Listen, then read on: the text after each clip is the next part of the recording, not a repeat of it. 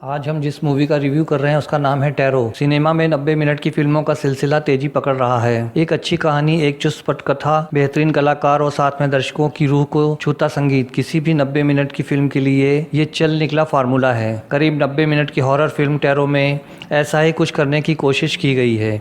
नई सदी के युवाओं के बीच अंधविश्वास को मानने ना मानने की बहस के बीच से निकलने की कोशिश करती सोनी पिक्चर्स की नई रिलीज टैरो का लक्षित दर्शक वर्ग न्यू मिलेनियल्स है। ये फिल्म फाइनल डेस्टिनेशन सीरीज की फिल्मों की तरह ही मौत को झांसा देने की कोशिशों के साथ आगे बढ़ती है, लेकिन स्पेंसर कोहेन और एना हॉलबर्ग की ये कोशिशें कितनी कामयाब रहीं, आइए समझने की कोशिश करते हैं। फिल्म टैरो जिस उपन्यास पर बनी है उसका प्रकाशन साल 1992 में हुआ था।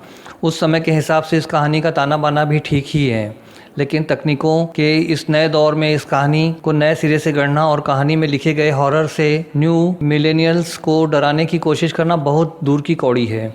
कहानी युवाओं के एक समूह की है जो छुट्टियां मनाने शहर से दूर एक पुरानी हवेली नुमा इमारत में ठहरते हैं। साथ लाया कोटा खत्म होने पर ये घर में छुपा कर रखी गई शराब की बोतलें तलाशने की कोशिश करते करते पहुंच जाते हैं एक ऐसे तहखाने में जहां टैरो कार्ड का एक बक्सा मिलता है। इस समूह की एक युवती को टैरो रीडिंग का शौक रहा है। अपनी बीमार माँ के लिए उसने इनके जरिए भविष्य जानने की खूब कोशिश भी की और अब उसके इस शौक को उसके दोस्त जगा देते हैं। वह सबके लिए कार्ड फेंटती है, उन्हें व्रत में सजाती है और सबकी सूर्य राशियों के अनुसार उनका भविष्य बाँचती है। पुरानी हवेली में बाँचा गया भविष्य इन युवाओं के अपने अपने ठिकानों पर पहुँचने से पहले ही सच होने लगता है। जिसका जो कार्ड निकला था और उसका जो भी भविष्य बाँचा गया था वह सच होने लगता है।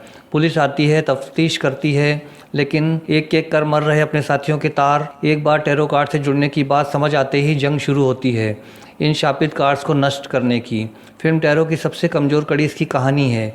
नई सदी में नए हॉरर की ज़रूरत है, लेकिन ये फिल्म बहुत ही घिसे पिटे हॉरर फार्मूले को दर्शकों को डराने का आधार बनाती है। फिल्म की शैतान आत्मा रूप बदलने में माहिर है और शेप शिफ्टिंग का ये पुराना फार्मूला भी यहाँ अपना असर नहीं जमा पाता। फिल्म टैरो न्यू मिलेनियल्स की हॉरर फिल्म कहते भर को है। इसमें डराने के लिए इस्तेमाल किए गए जंप स्केयर्स और स्क्रीन पर पड़ते खून के छींटे इसे किसी भी तरह आज के समय की हॉरर फिल्म नहीं बनने देते। फिल्म की शूटिंग बहुत ही कम रोशनी में की गई है।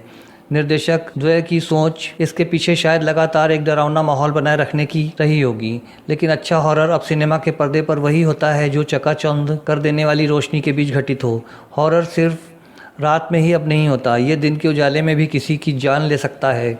मौत आने का तरीका पता हो और मरने वाले को इसका अंदाज़ा भी हो जाए, इसके बाद भी वह खुद की मौत के करीब दौड़ जाए, ये सब अब फिल्मों में बहुत हो चुका है। स्पेंसर कोहेन और एना हॉलबर्ग की पटकथा कमज़ोर है और उनका निर्देशन बहुत ही पारंपरिक और एक फर्मे में गढ़ा हुआ दिखता है। दोस्तों के समूह में इनकी आपसी दोस्ती के तार भी वे ठीक से नहीं बुन पाए हैं।